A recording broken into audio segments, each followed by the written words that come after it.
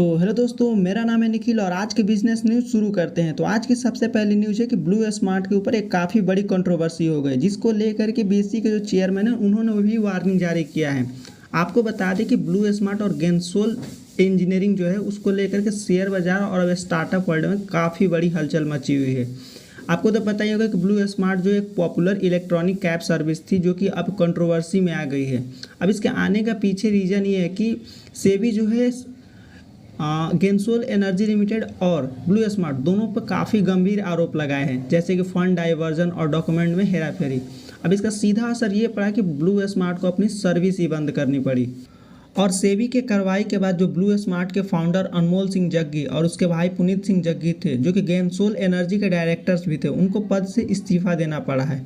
अब इस पूरे मामले को ना बीएसई यानी बॉम्बे स्टॉक एक्सचेंज के पूर्व चेयरमैन एस रवि ने जो है ना काफ़ी गहरी चिंता जाए। उनका कहना है कि ऐसे मामलों से निवेशक जो इन्वेस्टर उनका भरोसा टूटता है। वो सोचेंगे कि स्टार्टअप सिर्फ पर्सनल गेन और वैल्यूएशन के लिए बनाए जाते हैं और इससे पूरी इंडस्ट्री की राख खराब हो सकती है। उन्होंने ये भी कहा कि ब्लू स्मार्ट एक मजबूत ब्रांड था, लेकिन कुछ लोगों की शॉर्टकट कमाई की सोच ने इसे तबाह कर दिया। देखो, इसके पीछे दो रीज़न निकल के सामने आए हैं कि आखिर ये क्यों डूब गए। उसके सेबी ने दो रीज़न बनाया है। पहला बताया कि इनसाइडर ट्रेनिंग यानी अंदरूनी जानकारी को बाहर ला कर के उस शेयर को सेल बाई एंड सेल करने का। दूसरा है कि फंड का गलत इस्तेमाल किया गया और गलत जानकारी दी गई है, जिसके कारण जो फॉर्मर चेयरमैन है बीएसई को, उन्होंने साफ कहा कि अब टाइम आ गया है कि जितने भी स्टार्टअप्स हैं उनके साथ ट्रांसपेरेंसी के साथ काम करें और इन्वेस्टर और स्टॉक होल्डर्स जो है उनको खुलकर बातचीत करें उनके साथ और उनसे, जिससे भरोसा वापस आ सके। और सबसे ज़रूरी कि जो प्रोमोटर्स और ऑडिटर्स हैं वो डायरेक्टर को सही जानकारी दे, तभी कोई मजबूत गवर्नेंस का सिस्टम बन सकता है। तो दोस्तों, आपको क्या लगता है, ये एक कंपनी का मामला है या फिर पूरा इंडिया स्टार्टअप के इकोसिस्टम के लिए एक बड़ा अलार्म है? आप हमें कमेंट करके जरूर बताइएगा। वहीं बात करें स्टालिन क्रेडिट केयर का, तो उन्होंने 15% का लोन ग्रोथ का अनुमान लगाया है फाइनेंशियल ईयर 2025 में। अगर आपको नहीं पता तो बता दें कि स्टालिन क्रेडिट नेटवर्क जो है एक माइक्रो फाइनेंस कंपनी है और इसके जो चेयरमैन और मैनेजिंग डायरेक्टर HP सिंह है, उन्होंने बताया कि फाइनेंशियल ईयर 2025 में उन्होंने 11,300 करोड़ का AUM के साथ 7% का ग्रोथ रेट हासिल किया है और ये भी उम्मीद कर रहे हैं कि आने वाले साल में जो लोन ग्रोथ है 10 से 15% तक बढ़ेगा, क्योंकि इसमें जो इंटरेस्ट रेट उसे उनको राहत मिलेगी और माइक्रो जो फाइनेंस सेक्टर हो वो धीरे धीरे सुधार होगा, क्योंकि पहले काफ़ी ज़्यादा इसमें इंटेंस था। उनका मानना है कि 1 से 2 क्वार्टर में इसकी जो स्थिति है वो नॉर्मल हो जाएगी। अभी के टाइम में बात करें तो कंपनी ने हाल में ही अपना $100 मिलियन का यानी लगभग 850 करोड़ का सिंडिकेट सोशल टर्म लोन उठाया था, जो कि एक्सटर्नल कमर्शियल बोरिंग के जरिए हुआ था और इसका पहला जो हिस्सा है वो 12 मार्च 2025 को डिसबर्स भी कर दिया गया है। और जब उनसे पूछा गया कि क्या स्टालिन क्रेडिट कार्ड आगे चल करके स्मॉल फाइनेंस बैंक बनेगा, तो उन्होंने कहा फिलहाल हम MFI और दूसरी सब्सिडरी के जरिए इस सारे टारगेट को हासिल करने की कोशिश कर रहे हैं। डिपॉजिट लेने की सुविधा SFB में होती है, लेकिन हमारी फंडिंग में कोई दिक्कत नहीं है। आगे कंपनी की दूसरी ज़रूरत भी है, जैसे कि Stalin house finance, Stalin finance LTD, Stalin technology LTD।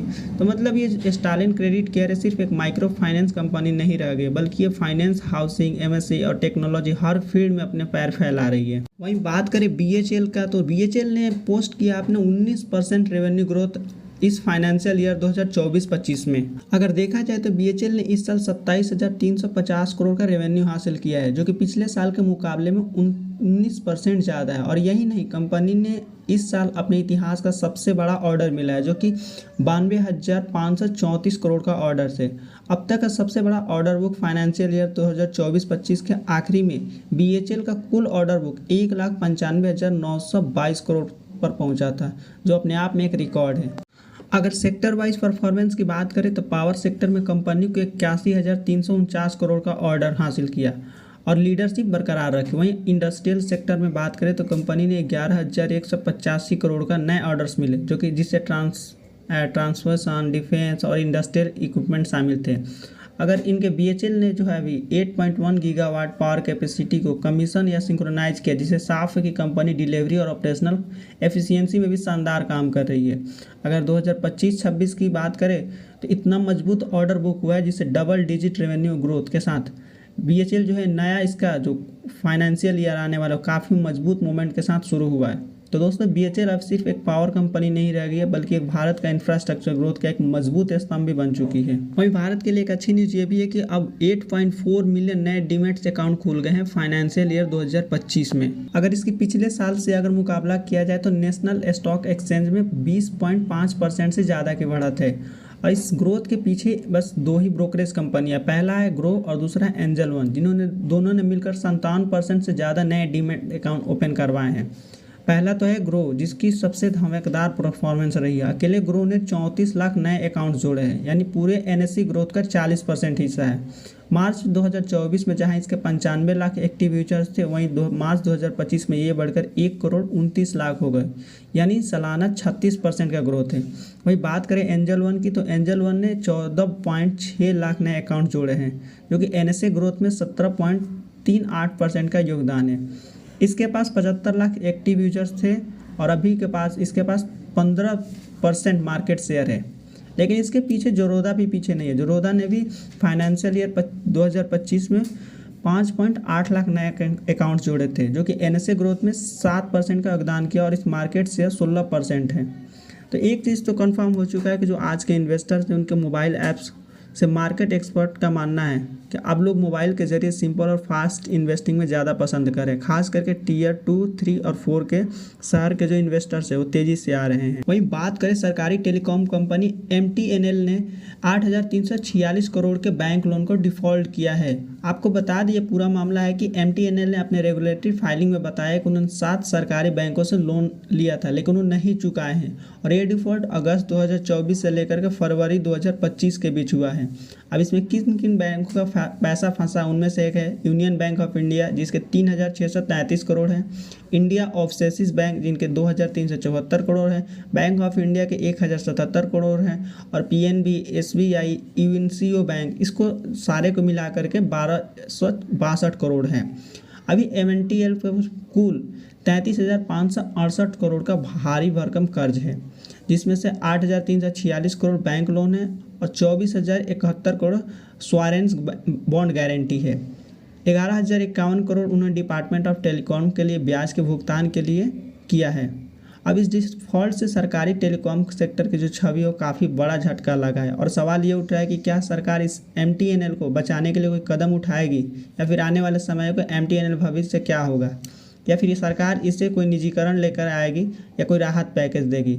तो आपका इस पे क्या कहना है, कमेंट करके ज़रूर बताइएगा। अब वही बात करें जेप्टो के बारे में, तो जेप्टो के CEO जो अजीत पचीला ने इंडिया टैलेंट को लेकर के ज़बरदस्त तारीफ की है। उन्होंने वाई कॉम्बिनेटर के CEO गैरी के साथ बातचीत किया और उन्होंने बताया कि भारतीय टैलेंट ने जेप्टो को ऊंचाइयों तक पहुंचाया है। पलीचा ने यह भी बताया कि जेप्टो ने शुरुआत 2021 के एक व्हाट्सएप ग्रुप से हुई थी और आज ये भारत की सबसे तेज़ बढ़ती ग्रोसरी डिलीवरी कंपनी में से एक है, जिसका अभी 3,000 से ज़्यादा कॉर्पोरेट्स एम्प्लॉय है। उन्होंने कहा कि अमेरिका के जो इंजीनियर्स है भले बेहतरीन है, लेकिन भारत के जो इंजीनियर्स है उतने ही टैलेंटेड है। पलीचा का मानना है कि बेंगलोर जैसे शहर के इंटरनेशनल कंपनी सिर्फ इसलिए ऑफिस खोलती है क्योंकि उन्हें यहाँ वर्ल्ड क्लास टैलेंट मिल जाता है। जब उनसे पूछा कि क्या जेप्टो एक सक्सेसफुल कंपनी है, तो उन्होंने साफ कहा कि absolutely not even close to it. उनका मानना है कि अभी असली जीत अभी दशकों दूर है, यानी अभी इसमें सक्सेसफुल एक कंपनी बनने में काफ़ी टाइम लगेगा। तो आज के लिए बस इतना ही बिजनेस न्यूज़ दोस्तों। अगर वीडियो अच्छी लगी हो तो वीडियो को लाइक कीजिएगा, चैनल को सब्सक्राइब कीजिएगा और अपने दोस्तों के साथ शेयर ज़रूर कीजिएगा। तो चलिए मिलते हैं नेक्स्ट वीडियो में, तब तक के लिए जय हिंद दोस्तों।